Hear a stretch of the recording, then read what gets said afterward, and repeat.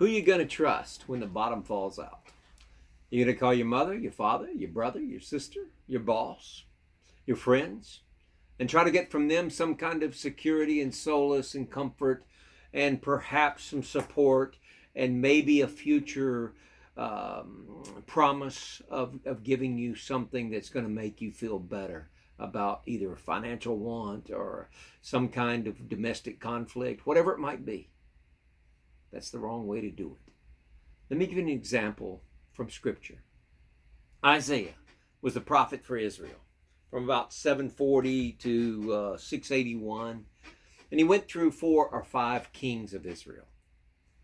And each one of them faced a challenge with this one issue. Who are you going to trust? You're going to trust God or some alliance that you make with somebody? Now, these were turbulent times in which Isaiah was the prophet. Let me give you an example.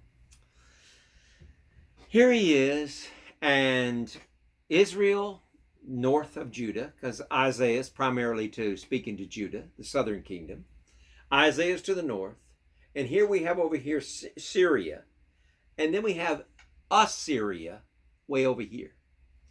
Now, Assyria is going to move against Israel and Syria beneath, or Syria and then Israel beneath, is move against them. And they form this pact with each other. But then they try to force Judah to come into it. And they say, Judah, you've got to come into this. But he doesn't. He doesn't agree to that. What does he do? He goes to Assyria to get help, which God didn't want him to. God didn't tell him to. So he went to an enemy to get help, to protect him against this force, which God wanted him to stand alone and trust him. Turns out, Assyria moves in, does destroy Israel, and destroys Syria.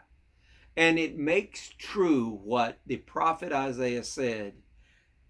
Judah, you don't have to worry about this alliance. They're not going to take you, which they didn't.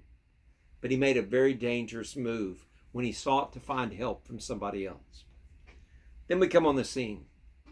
Years later, here we have Hezekiah. And now Assyria is moving against them. And what does he do? He's told by the prophet, don't go to anybody for help. But he goes to Egypt.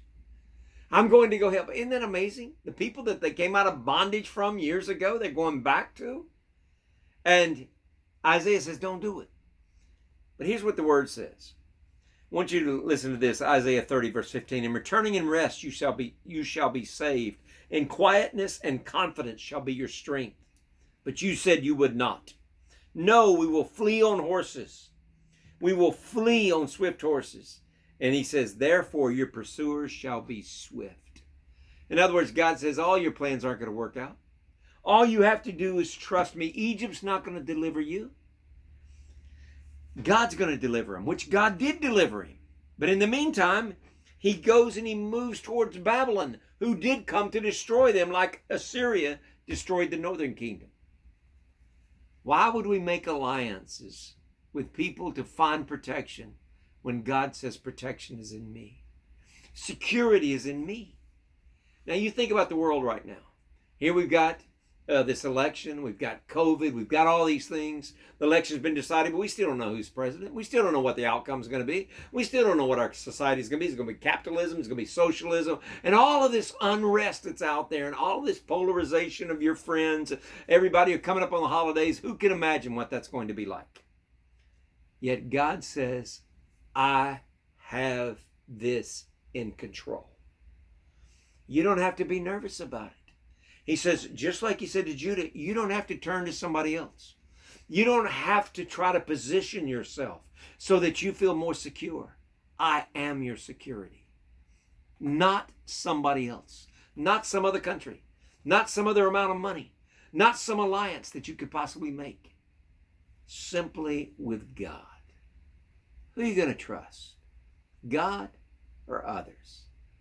I want to encourage you to share this with somebody else that's going through this decision right now of trusting God in a hard case or turning to other people to try to find comfort. God will come through.